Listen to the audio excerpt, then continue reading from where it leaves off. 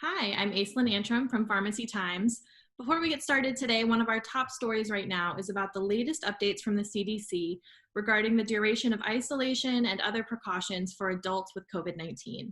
So there's more info about that on Pharmacy Times. Today I'm speaking with Michael Hogue, president of the American Pharmacists Association, about the push to get provider status for pharmacists before the COVID-19 vaccine is released. So even outside of the COVID vaccine specifically, just in more general terms, what are the benefits of having pharmacists provide immunizations? Well, thank you for having me on the show, Aislinn. Appreciate it. And pharmacists have been providing immunizations in local communities now for nearly 25 years. And we've learned several things that I think have been very valuable. We've learned that in communities where pharmacists are actively immunizing, that the adult immunization rates in those communities do in fact go up. And there's quite a number of studies that have shown that. So pharmacists improve access, and that's the number one thing. Number two, just also kind of on the same theme, is that pharmacists are very good at responding during public health emergencies. And we have several examples of that over history. Even going back to the polio epidemics of the 1950s and 60s, a lot of pharmacists provided polio vaccine even back then in responding to that crisis. But more recently, when we had the H1N1 flu outbreaks, even the CDC states that pharmacists were a significant player in ensuring that H1N1 wasn't worse than it was. We were able to get vaccine into patients' arms quickly. And part of that, as you know, is that 90% of the population lives within 5 miles of a pharmacy. So it doesn't matter if you live in a small rural farm town in middle America or you live in downtown inner city in some of our largest cities in America, there's likely a pharmacist very near you, and there may not be any other healthcare provider. So it just makes sense from an access standpoint that pharmacists would be involved in immunizing and preventing disease through vaccines. Absolutely. Well, turning to the COVID vaccine itself, of course, the big topic. Why is it so essential that pharmacists gain provider status for this vaccine? And what will pharmacists' role be once that vaccine is available?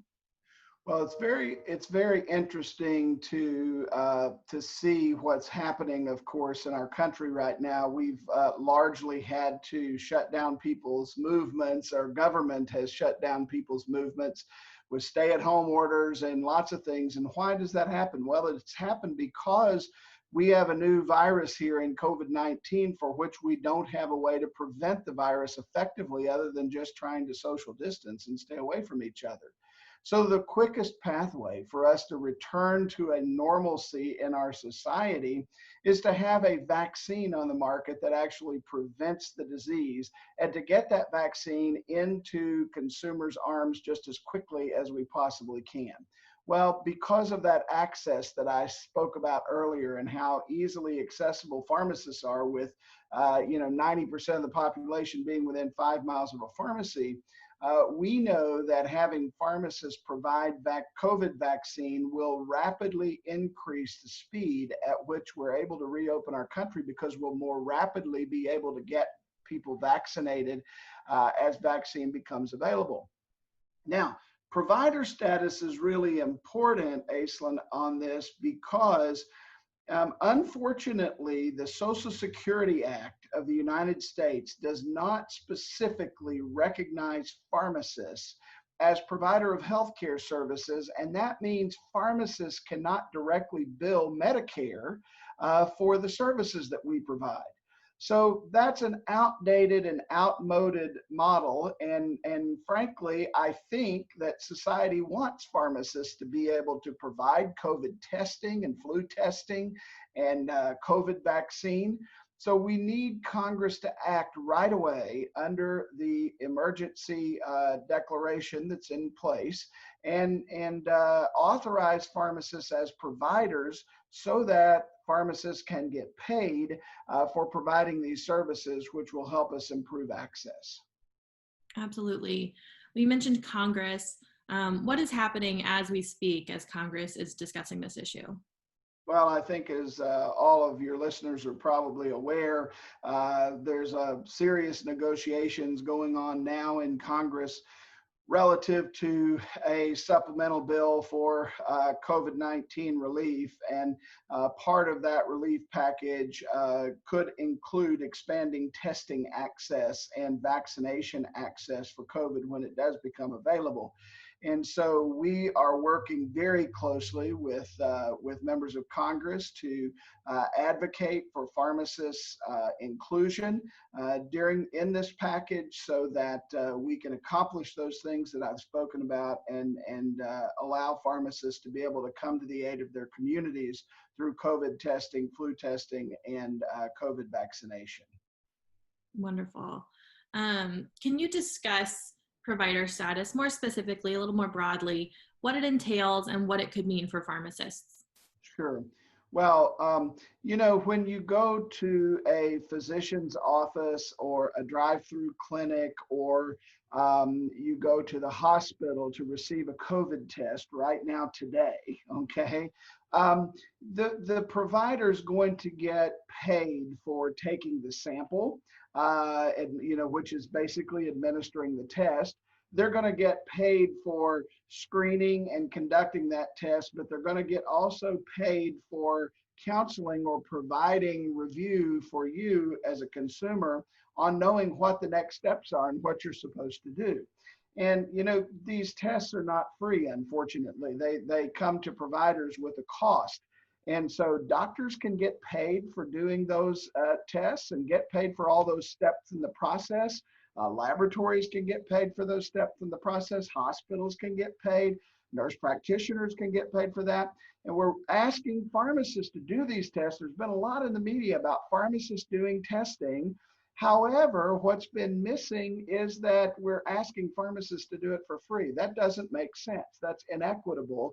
And we can't expect pharmacies to do something for free or lose money on something that everybody else is getting paid for. So really, this is a matter of equity in some regards, but it's a matter of access, because if pharmacists cannot get paid for doing testing, if we cannot have the provider status that we're seeking, then pharmacists aren't going to provide these tests, and they're not going to be available to consumers in those rural communities and urban areas, as I said earlier. So it's crucial for consumers to continue to have access to pharmacist provided patient care services, especially during the COVID pandemic. We've got to get this law passed for that reason. Otherwise, consumers are going to lose access. And that is a very bad thing to happen, especially right now. As we know, there are underserved communities out there. There are health disparities that exist throughout the United States. And if we took away the pharmacist as not being able to provide these services, we have reduced access even further and made a situation of health disparities even worse than it was before. So this is critical from a broad perspective. Even beyond COVID, it's so important that consumers have access to pharmacist provided patient care services. Definitely. You mentioned even beyond COVID. This bill is obviously an emergency situation, but if pharmacists did get provider status for this, what could that mean even after the pandemic for provider status more broadly? Well, that's a great question. Right now, we're very highly focused on ensuring that pharmacists are responding to the COVID pandemic. We want to be able to prove to society and to others that pharmacists can, in fact, make huge differences in the outcomes of patients when we do have that provider status. And we'll prove, I believe, very definitively to Congress, to the administration, and to others that we're capable of doing that. And then on the long run, hopefully, because we've done a great job during the pandemic, we'll be able to continue to conduct those tests even way beyond the pandemic. So, but we want to prove ourselves during this time, and so we're asking for provider status to be limited to the time of the emergency declaration, and then after that, we'll talk about perhaps further opportunities beyond that. But really, this is an opportunity for pharmacists to step up to the plate and to really help their local communities during this pandemic. Sure. Well, for pharmacists following what's going on and concerned about it, what can they be doing? Well, there's some really important things that we need pharmacists to do. Number one, we need you to contact your members of Congress. We need you to contact your senator, and we need you to contact your House of Representative member, and we need you to not delay. Please, as soon as you hear this message and you get finished, we ask that you go to pharmacist.com to the Take Action Center. And Aislinn, I don't know if it's possible for us to get a link on your site for that as well, but we Absolutely. ask you to go to the Take Action Center. You can put in your name and address, and we will auto-populate a letter that's guided directly to your senators and to your congressmen. It literally takes less than 2 minutes to fill out this form and to shoot off a letter to your senators and to your member of Congress. And it's very important that we do it. Please don't hesitate. And then the second thing is tell your colleagues in pharmacy and medicine that we need their help. We know that a lot of physicians are very supportive of pharmacists providing these services and want them to do this because it helps reduce the burden on the rest of the healthcare system during a crisis. And so ask your pharmacy technicians, your student pharmacists, this personnel that work in the pharmacy that may not be licensed, ask them to also go to the Take Action Center and ask your physicians to do the same, because we need for Congress to hear loudly and clearly that the health system's ready for pharmacists to take on this role during the pandemic and move. Action's going to happen fast. We need everybody to jump in and take action right away. Definitely. Well, finally, just more generally, just for you personally, what is the value of the pharmacist?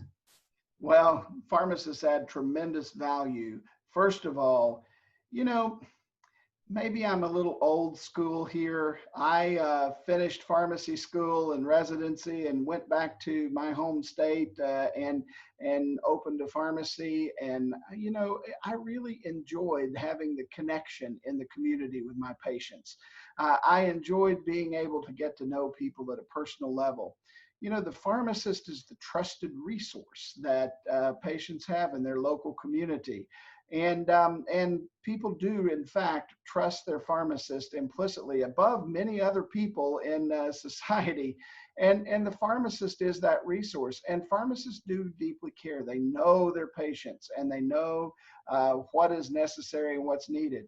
Unfortunately, what's beginning to happen in today's world, as you well know, is that because of the really egregious practices of many PBMs doing things that they shouldn't be doing, pharmacies across the nation are closing at a rate more rapid than any time in history.